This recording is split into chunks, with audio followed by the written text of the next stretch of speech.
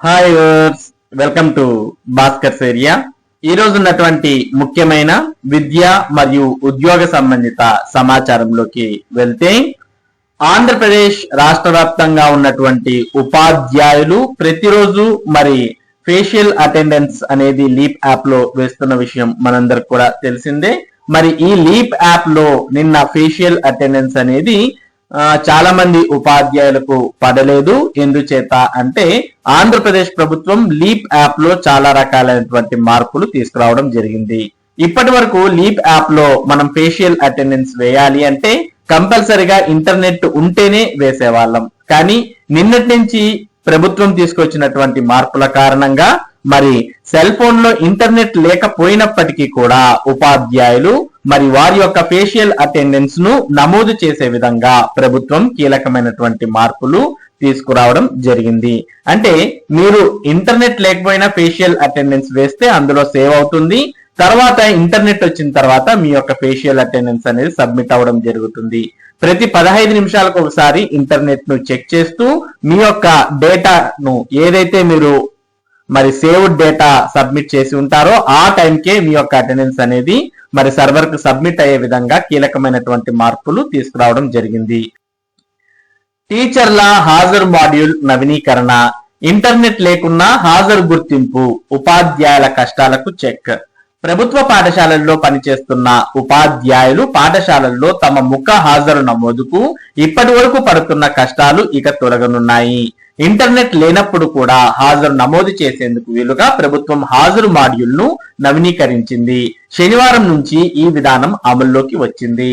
ప్రభుత్వ పాఠశాలల్లో పనిచేస్తున్న టీచర్లు రోజు ఉదయం పాఠశాలలకు వెళ్ళగానే సాయంత్రం వరకు పాఠశాల వదిలి ఇళ్లకు వెళ్లేటప్పుడు ముఖ హాజరు నమోదు చేయడం తప్పనిసరి.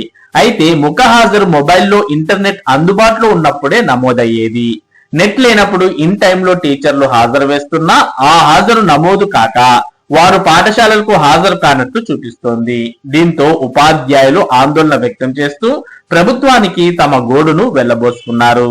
దీంతో విద్యాశాఖ ఉన్నతాధికారుల ఆదేశాల మేరకు టీచర్ల హాజరు మాడ్యూల్ ను నవీకరించింది, అంటే అప్డేట్ చేసింది. దీంతో సిస్టమ్ స్వయం చాలకంగా టైం స్టాంప్ ను క్యాప్చర్ చేస్తుంది. ఇంటర్నెట్ అందుబాటులో లేనప్పుడు నమోదైన హాజరు వివరాలు ఇంటర్నెట్ అందుబాటులోకి రాగానే ప్రతి 15 నిమిషాలకు హాజరు అప్డేట్ చేస్తుంది. నవీకరించిన ప్రకారం ఇంటర్నెట్ ఉన్నా లేకున్నా టీచర్ ఏ సమయంలో హాజరు నమోదు చేసేందుకు ప్రయత్నించాడో అదే సమయానికి సిస్టమ్ లో హాజరు నమోదయ్యే విధంగా ప్రభుత్వం లీప్ యాప్ ను అప్డేట్ చేయడం జరిగింది.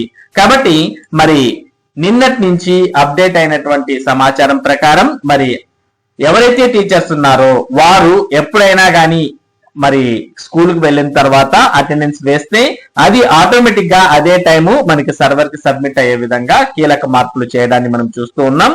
దీంతో పాటు TIS టీచర్ ఇన్ఫర్మేషన్ సిస్టమ్ ను కూడా అప్డేట్ చేసుకోండి అంటూ ప్రభుత్వం ఆదేశాలు ఇవ్వడం జరిగింది. దానికి సంబంధించిన సమాచారాన్ని కూడా మనం ఒకసారి గమనిద్దాం. ఇక ఆంధ్రప్రదేశ్ విద్యాశాఖ సూచనలు, TIS మరియు క్యాడర్ స్ట్రెంత్ అప్డేట్ అంటూ ఇక్కడ మనం TIS అంటే టీచర్ ఇన్ఫర్మేషన్ సిస్టమ్ కు సంబంధించిన సమాచారాన్ని చూస్తూ ఉన్నాం. ఉపాధ్యాయులందరికీ సూచనలు, TIS అప్డేట్.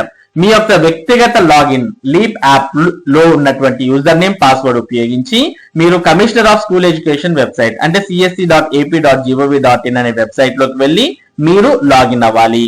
లాగిన్ అయిన తర్వాత లేటెస్ట్ ఫోటో తప్పనిసరిగా అప్లోడ్ చేయాలి.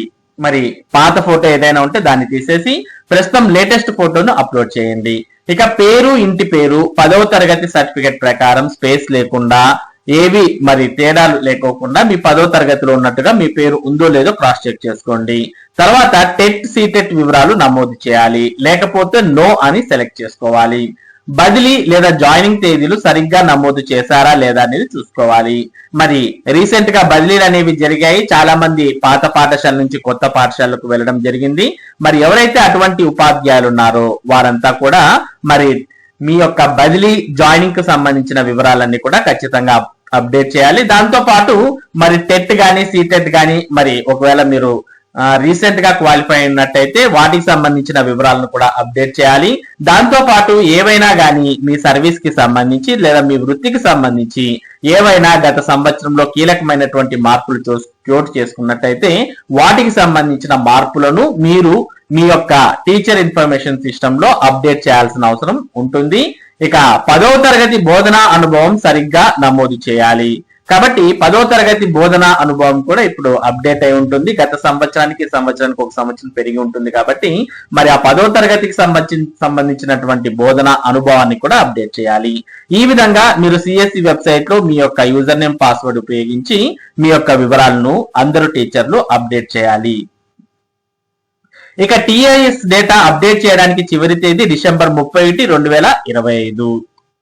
ఇక అలాగే ప్రధానోపాధ్యాయులకు కూడా డిడిఓలకు సూచనలు అంటూ మరి క్యాడర్ స్ట్రెంత్ కు సంబంధించి ఇక్కడ ముఖ్యమైన సూచనలు చూస్తూ ఉన్నాం.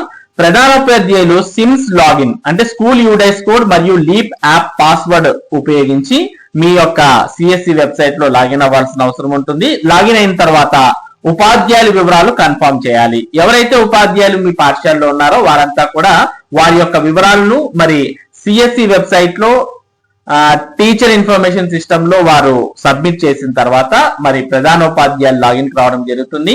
మరలా ప్రధానోపాధ్యాయుల వివరాలన్నింటినీ చూసి కన్ఫర్మ్ చేయాల్సిన అవసరం ఉంటుంది. ఒకవేళ తప్పులుంటే టిఐఎస్ లో సరిచేయాలి. పాఠశాల శాంక్షన్ పోస్టుల సంఖ్య నమోదు చేయాలి.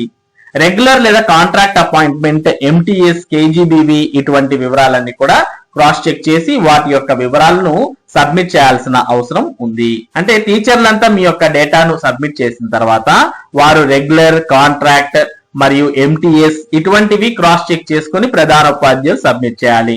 మరి ఉపాధ్యాయులు సబ్మిట్ చేసినా అందులో మార్పులు చేర్పులు ప్రధానోపాధ్యాయుల లాగిన్ లో చేసుకోవచ్చు. మరి ఒక్కసారి ప్రధానోపాధ్యాయులు మరి వీటిని సబ్మిట్ చేస్తే ఇక మార్పు చేయడానికి కష్టం అవుతుంది. ఇక మీడియం ఎంపిక, తెలుగు లేదా నో మీడియం సరిగ్గా ఎంపిక చేసుకోవాలి. వర్కింగ్ నెంబర్ సరిపోలాలి టిఏఎస్ అప్డేట్ ద్వారా. కాబట్టి క్యాడర్ స్ట్రెంత్ కరెక్ట్ గా ఉందా లేదా అనేది ప్రధానోపాధ్యాయులు 1-2 సార్లు క్రాస్ చెక్ చేసుకొని మరి సబ్మిట్ చేయాల్సిన అవసరం ఉంటుంది.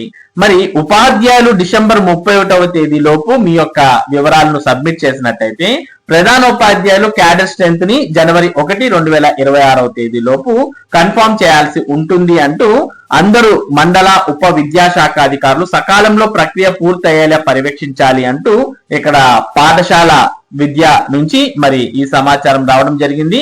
కాబట్టి ఉపాధ్యాయులు ఎవరైతే మరి ప్రస్తుతం ప్రభుత్వ ఉపాధ్యాయులుగా పనిచేస్తూ ఉన్నారో అటువంటి వారు టీచర్ ఇన్ఫర్మేషన్ సిస్టమ్ లో మీ యొక్క డేటాను సబ్మిట్ చేయండి. అలాగే ప్రధానోపాధ్యాయులు సబ్మిట్ చేసినటువంటి సమాచారాన్ని క్రాస్ చెక్ చేసి క్యాడర్ స్ట్రెంత్ ని చెక్ చేసి సబ్మిట్ చేయాల్సిన అవసరం ఉంది.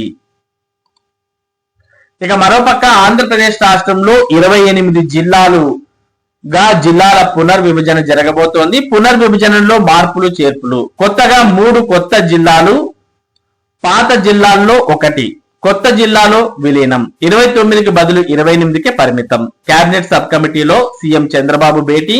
927 అభ్యంతరాలు, సూచనలపై సుదీర్ఘ చర్చ. ప్రజాభిప్రాయానికే పెద్దపీట. నేడు మరోసారి ఉపసంఘం సమావేశం. రేపు కేబినెట్ ముందుకు ప్రతిపాదనలు. జిల్లాల పునర్విభజనపై ఫుల్ క్లారిటీ. 31వ తేదీన తుది నోటిఫికేషన్.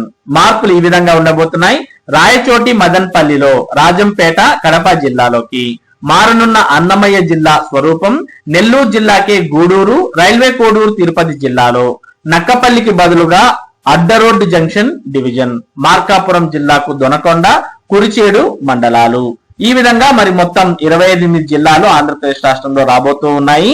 మరి ఇవి ఈ రోజు ఉన్నటువంటి ముఖ్యమైన విద్య మరియు ఉద్యోగ సంబంధిత సమాచారం. ఇటువంటి ముఖ్యమైన సమాచారాన్ని భాస్కర్స్ ఏరియా మీకు అందిస్తూ ఉంటుంది. మరి ఈ సమాచారం మీరు మిస్ కాకుండా పొందడానికి మన భాస్కర్స్ ఏరియా యూట్యూబ్ ఛానల్ కు సబ్స్క్రైబ్ అవ్వండి. అలాగే ఈ వీడియోని లైక్ చేసి షేర్ చేయండి. Thank you for watching this video.